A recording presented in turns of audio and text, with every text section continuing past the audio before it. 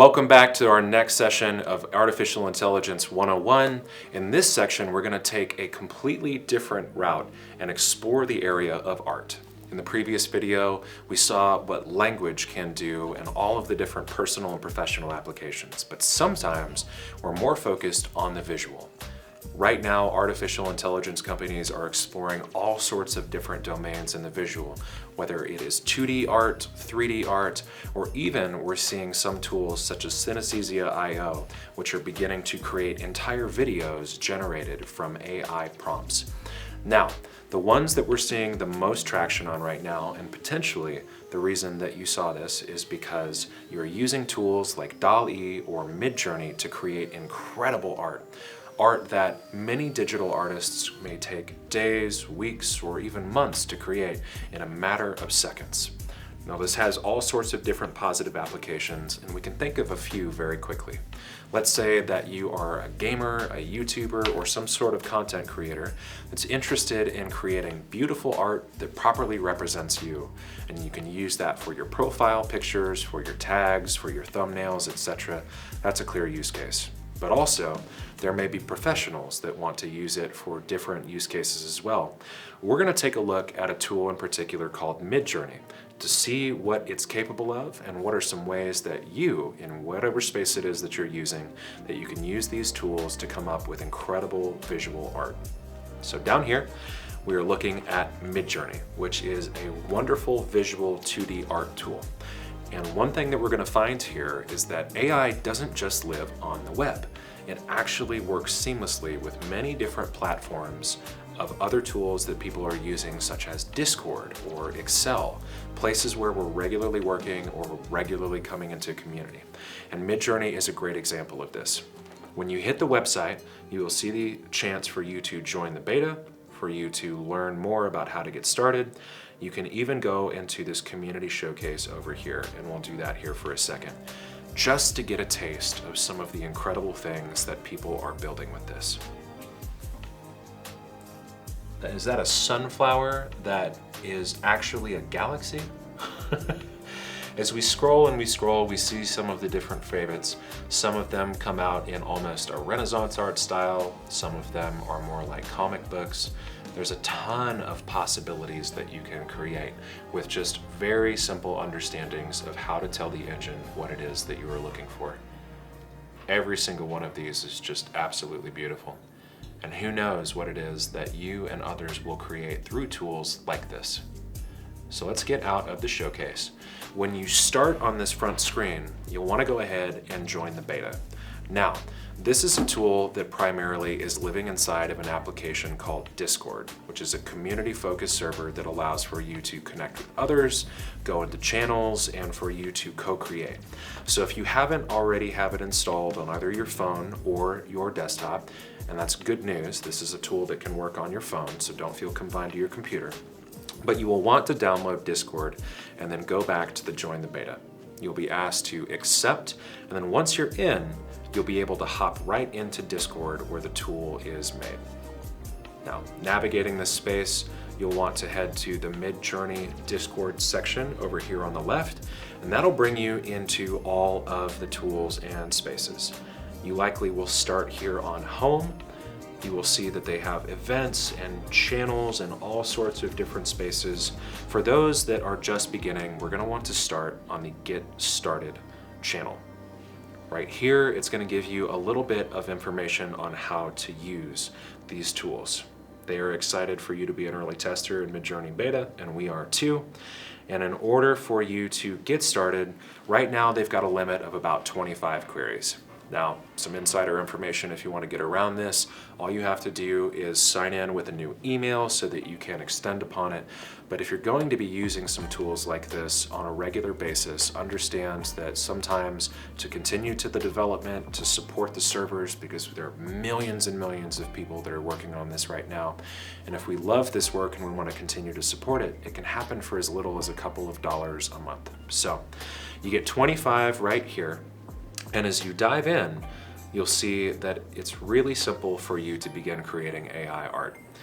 There are different channels over here called newbie channels. That's fun. And once you're in, you're going to want to type /imagine, and then whatever you want. And then it will spit out about 4 different images. So let's go over here to newbies 4.4. And already we can see that people are inside and are creating all sorts of just beautiful stuff.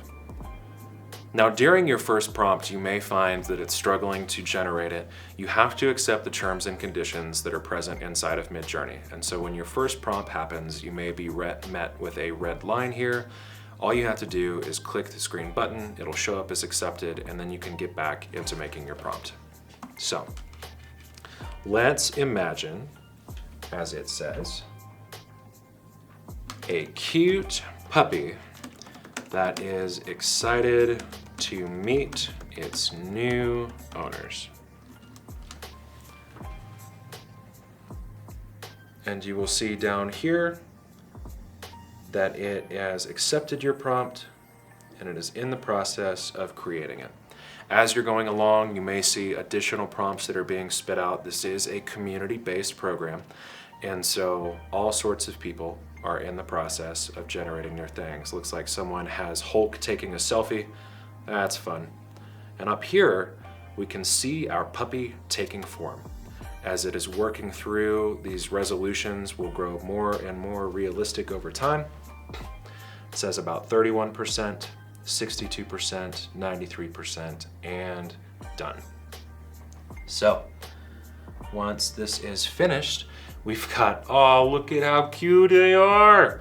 There are different types of dogs that it produced, and we gotta scroll and scroll because now it's pushing it out not just to us, but into the entire audience. Someone else is looking at puppies too, have fun. Depending on where it is that you're at, there may be a lot of posts that you'll have to scroll through. There are literally hundreds of thousands of people that are exploring this program right now. But there we have it, a cute puppy that is excited to meet its new owners. And you can click on that and look at that. Is that not just adorable? It even threw a couple of variations because you never know what you're gonna find when you go to the shelter. Now, if you like any one of these in particular, or you like them all, you can go ahead and right click and save. But there's also the option if you want to upscale it so that you've got a high resolution picture, then you can say, let's see, fellas, do you have one in particular that you're really fond of? 2. 2 it is, yeah, I like 2. I like 2 as well. I like 2, look at those eyes. So all you have to do, if you want just the regular version of it, you can click V2. Or you can upscale it, which is U2. So let's click on that button and we are going to upscale that puppy. Get a high resolution one so that we can post it on social and send it around to family and all that fun stuff. So you'll find your prompt with these bars over on the side and they highlight based off of what the action is going. This orange one is usually just something to bring you to your attention, not so much a warning. But we see here that sometimes there are so many different processes that are happening as it's working on other people's pictures that yours is in the queue. Now, if at some point you decide that you change your mind, you can go ahead and cancel the job, or you can wait. And you can also see that this message is only showing to you. You can dismiss the message and continue looking, but now it's getting started. He's already so cute. Now it's beginning to be public, so you'll have to scroll and find it. And a fun part about this community feature is that you're full welcome to go and download different images that other people are creating. You may be inspired or excited by what other people are making and find some use to it, and the same goes from them to you. The Discord is even a good place for you to see how people are approaching their prompts, different things that they are finding to be possible. So if you are in a creative rut and you're looking to see what it is that you can make with AI art, then the MidJourney Discord could be really good for you. And there we have it, a cute puppy that is excited to meet its owners, upscaled. We can click on that, save that image. Just look at that. Is that not just one of the cutest things you've ever seen? And now it's ready for you to post wherever it is. So how cool. But We had 2 other people that were working to solve their own problems or meet their opportunities with AI art. Let's see potentially what MidJourney can do for them. So we had the family that was getting ready for the vacation out to Aruba, and sometimes emails do a little bit better with people that you're personal with if you spice it up with a fun image. So how cool would it be if everybody, as we're giving them these tasks of things to do, we can help them see what it is that they're about to experience and maybe get them motivated to take those steps. Let's go down into the prompt and we will say imagine. And this is where we can even give it a couple of terms that will make it look how it is that we want. The puppy obviously looked a little bit more digital. It was still pretty realistic, but let's see if we can take it a step further. Photo realistic. Beach on the coast of Aruba with happy families having fun. And send. As we scroll a little ways, you can also click this jump to the present button to bring you forward to the front. And there, if you look at the orange highlight, it's an easy way for you to find yours. 31%, so it'll look a little bit fuzzy at the beginning. Don't worry, that's not what the last image is going to look like. Just gotta give it time to do its thing. And there we are. Wow, wow, wow, wow. Those look awesome. So gang, do we have one in particular that we're really, really fond of? I like 3. 3 is good. 3 is good, so let's get 3 upscaled. Sometimes as it's upscaling it, it will give a little bit more detail. We saw that with the puppy, and so if one you like, but it's not quite there, feel free to upscale different examples. And then there's also an option that if you don't like any of them, you can even create a variation, and we'll check that out here in the next one, but I'm pretty happy with what it has produced. We'll scroll a little ways. And very quickly it was able to upscale that. If we click in, look at that, that is fun. So we can save that and drop that image into whatever communications it is that we're wanting to do. If you use it in Messenger or WhatsApp, you use it inside of email, this can be a great way for you to just put a little bit of excitement in. So those first couple of use cases were really good for personal presentations, personal challenges, personal opportunities. But let's go back to the third group of people that we were talking about in our first video, that of potentially the business owner that's trying to bootstrap things so that they can use these tools to go further faster without having to spend an arm and a leg. Specifically, let's think about the coffee shop owner who generated the 30-day marketing plan inside of ChatGPT, that would work on a budget. But let's think about how tools like MidJourney could help us do things that otherwise we'd have to have a budget for, that we would have to wait a very long time. It'd be great for our brand new coffee shop to begin building its brand. So let's see if MidJourney can create us an exciting yet approachable logo for the coffee shop. We dive in, we get our /imagine going, and inside the prompt box, we will say modern logo for small coffee shop. Even something as simple as that. Let's see what it comes up with.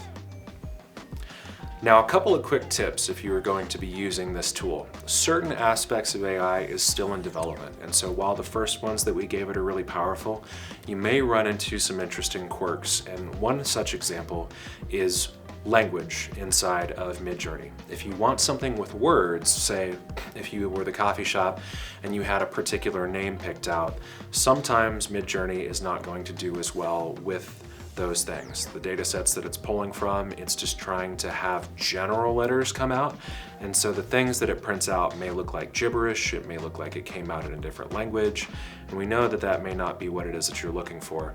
So we recommend for you to, yep, and here is an example. We typed in modern logo for small coffee shop, and it produced it But we got foray. Turns out that kafef was ahead of its time. In this instance, we're really looking at mostly the logo itself, and we may try and go back and do a prompt that uses no words on it. But look at the beauty of the design. Look at how some of these things could quickly be put up on the side of your coffee shop with a little bit more direct instruction. Beautiful coffee graphic, beautiful coffee design with coffee cup inside a circle. All right, and as we scroll a little ways, we see the prompts that it created. We're starting to get a lot closer. A number of these things you could be able to pull out and quickly work inside of a program like Canva, or if you have a friend that has Adobe Illustrator, they could use that as a starting place to get you a new logo. And now instead of it being a weeks-long project, it's gonna cost you hundreds or thousands of dollars, potentially you can use something like this to really get you started. In particular, kind of like the yin yang one down on the bottom left. Similarly, found a little bit of inspiration as we were scrolling. As we go up here, you can see that people are starting to say things like flat, icon, cartoon, chocolate popsicle.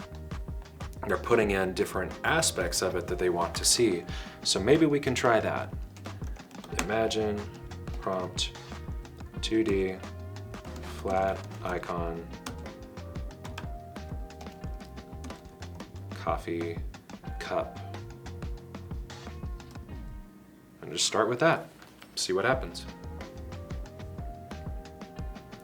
Feel free to go through the Discord and to see what other people are doing. Many people are still in the exploration phase, and it's worth saying that while several people have put in hundreds, if not thousands of hours at this point over the last year or in the coming days and months into these technologies, it's still a brave new world, and we want for you to have the courage to explore and learn from others in the ways that they're doing things, because things are continuing to evolve over time, and we can learn from one another in order to make the things that we have in our heads a reality with the power of AI.